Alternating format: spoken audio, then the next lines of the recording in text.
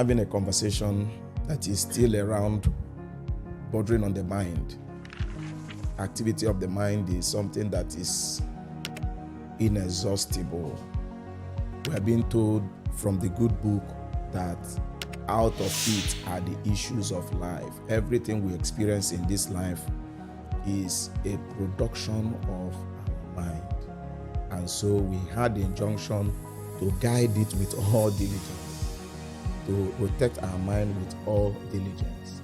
And something we don't really know enough about, we will find it difficult to control, we find it difficult to manage. And then if you go back to the Holy Book in Romans chapter number 12, if you read verse 2 of it, it said, do not conform to the pattern of this world, but be transformed by the renewing of the mind. To conform means to copy. So don't copy the patterns of this world, but be ye transformed, which means there is a device in the mind where you record things. So if you are copying, that means you are saving it somewhere. So he said, don't copy, don't conform, don't copy. So whether we like it or not, a lot of transactions are going on in our mind, whether we like it or not. So the injunction is, don't copy the patterns that has not been able to make the life of people better. Because if you do, you will not live any life better. But for you to experience transformation in your life is going to be through the function of your mind. So I'll be talking a bit on personal transformation. Every individual wants to have a change of life. Everybody wants to have a change of experience. People want to begin to have change of results.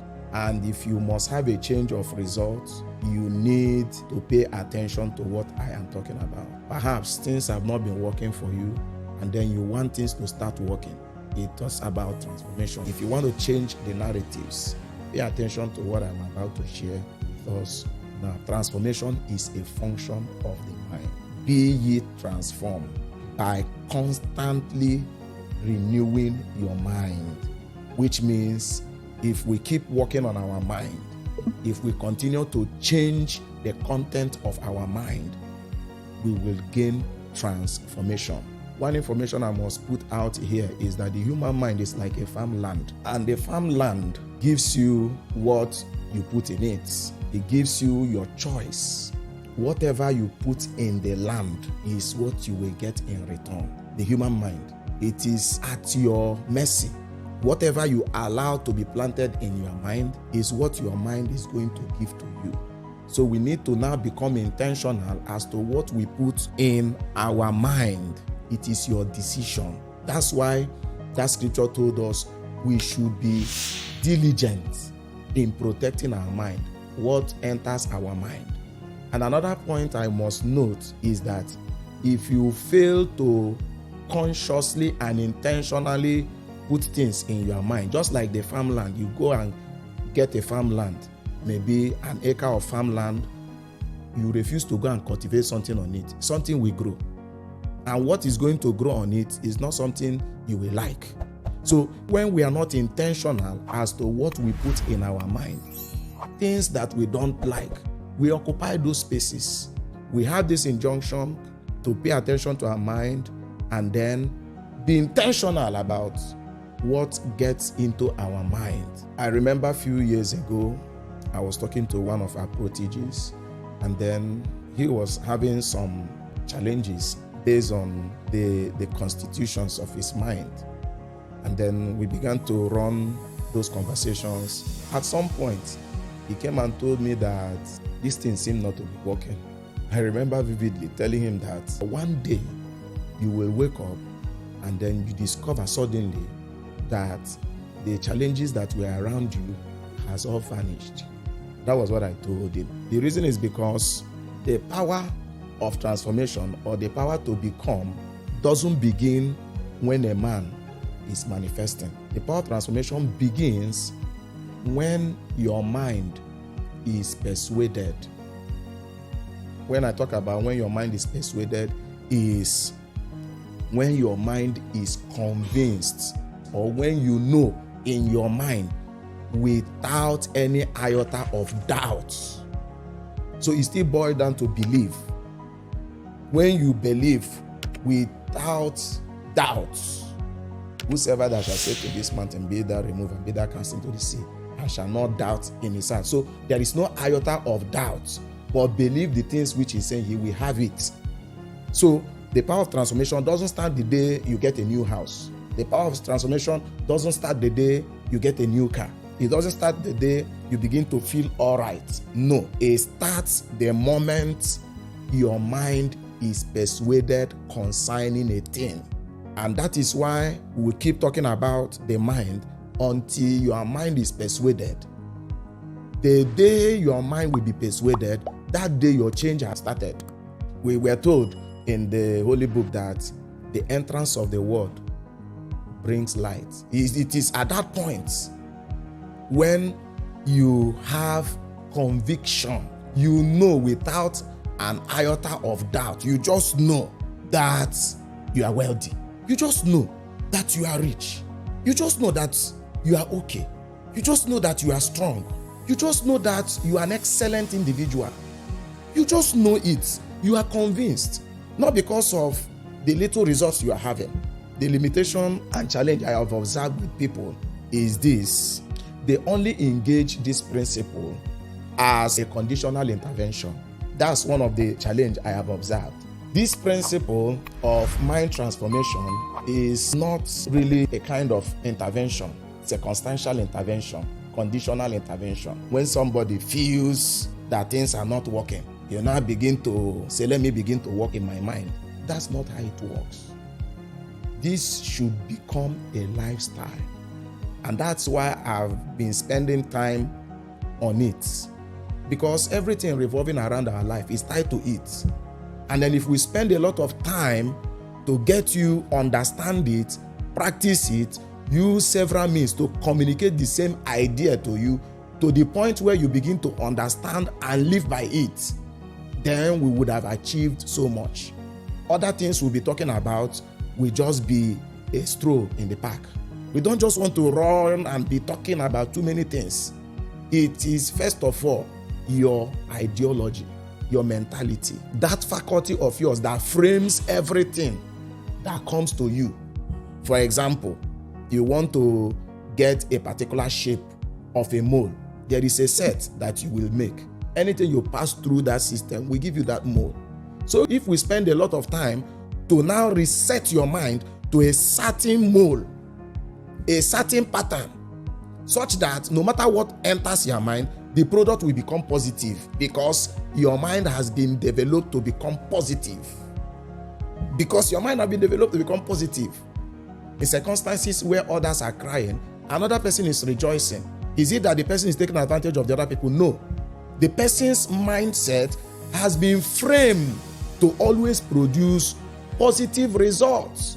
While some other people, their mind has been set or framed to produce negative results. That even when you give them blessing, even when you give them money, even when you give them car, even when you give them wealth, even when you give them position, that position will end up to destroy them. Yes, some people have turned into alcoholics, not because you gave them money, but because the mindset they had before the money came. The money now amplified who they were. So it is important we lay all of this foundation so that as we continue in our conversation, these things will become, very, very much easier. So your mind is like a farmland, and then it depends on you what you put in your mind. The owner of the farm determines what kind of seed he wants to cultivate. And then if you decide to play a lazy man and then fail to cultivate your farmland, whatever you see, you take. I'm advocating that we pay attention to our mind. Don't allow unnecessary things to percolate your mind. Let's be intentional about it. Now, while we are talking about personal transformation, please believe me when I say this, that the improvement that you will ever witness in your life and around you depends on how much you have developed your mind. I'm telling you the truth. In fact, one of the greatest investments you can make in your life is the investment you will make in order to be more productive in your thinking, in the capacity of your mind to think. That's one of the greatest investments you can ever make in life. The reason is because you can never improve beyond the capacity of your mind. So, as he thinketh in his heart, so is he. You cannot be wrong. It can never be wrong. Now you know that what you are thinking is who you are. What do? I improve the way I think. People spend a lot of money trying to buy big shoes. People spend a lot of money trying to buy big clothes. I'm not saying those things are not good. People spend a lot of money trying to live in big houses. Why they don't pay attention to how they think? Little wonder, 5 years down the line, they are back into the streets. 10 years down the line, they are back to bankruptcy. What happened to them? They did not pay attention to their mind. They had some money with them, but they were thinking in the negative. They were thinking in the minus. And you are exactly the way you think. So that being said, the improvement you will ever witness in your life and around you is directly proportionate to how much developed your mind is, how much you have developed yourself. And now somebody will say, okay, let's be explicit. How can somebody develop himself? What and what should I do in order to develop myself? I'll tell you one of the surest ways. There are several ways you can develop yourself. But one of the surest ways, this is a sure, it's a banger. It's a banger. You can count on it anytime. The surest way to develop yourself is to dream. I'm telling you the truth. The surest way to develop yourself is to start dreaming. Personal development is tied to how much dream you dream. How do you dream? And if at any point in our lives we stop dreaming, it means we have just limited ourselves. It's just to limit ourselves, not to dream. So if there is anybody listening to me wherever that is not a dreamer, I can tell you for free that that individual is living a limited life. You don't dream. You only live based on your current circumstance. You just live by what is available for you. You don't dream. You don't move out of your present circumstance and then take some stroll into the future and then begin to conceive something that is better to improve your ability to dream. How do you do that? Having known that one of the surest ways to improve our personal development, to improve ourselves, is to dream, then how do we improve our ability to dream? One of the ways to improve our ability to dream, we have physical way and virtual way. And why I am mentioning virtual way, sometimes people may be short of resources in order to do some of the things that are physical. But there are virtual processes that you can also take. Is to visit physically or virtually people and places that can fire up your imagination. Visit people and places. People and places. There are people you cannot access, right? Physically, because of your means. That's why we talk about virtual. Many of us have internet today. Many of us have Android phone, iOS phones today. Those you cannot access physically, you can access them online. You can virtually meet almost anybody today, virtually. God is able to give you the things you pray and what you think. He's able. What you pray or think. So it's equal. Only that one is vocal, the other one is silent. So I want to encourage those that are within my constituents. You imagine something. I'm not saying that you want to think now and then you think without having something within you. No. A good book told us, think on these things. Which means for us to begin to engage in the function of imagination, for us to carry out imagination, we must bring something and then stay on it. He called the things that be not, which means his mind is already on something, and then he's trying to bring it into the realm of the physical. So he must put his mind on something that he wants. So when we say begin to imagine, we don't say just close your eyes and be thinking on nothing. No. Think on something. Think about your well-being. In fact, the simple graphics I can illustrate is pretend to be a movie director and then give yourself a role in that movie. Begin to paint the picture. This is what you are doing. That is it. Imagine yourself as a movie director and then you playing a particular role, and that role should be the good life you want to live. And what will help us, or what will limit the level of imagination we have, is the people we have been able to meet, the places we've been able to go. So if you cannot meet people that have gone ahead of you physically, go and look up their material. The secrets of great people are in their stories. As they are talking, if you pay attention very, very well, you'll be seeing their secrets. And then as you go about applying those secrets, you will observe that you have eventually copied. You have copied the pattern into your subconscious mind. Thereby, your life will now be transformed. Be not conformed to this world. Don't copy this world, which means there are people you should copy. Don't copy this pattern. Copy this other pattern, and then have your life transformed. I want to believe strongly in my heart that as we begin to engage in this habit that is highly productive, you will thank me later. In fact, our world will be a better place, because it is this healthy habits and lifestyle that will kill this ideology of tagging things impossible. We kill it.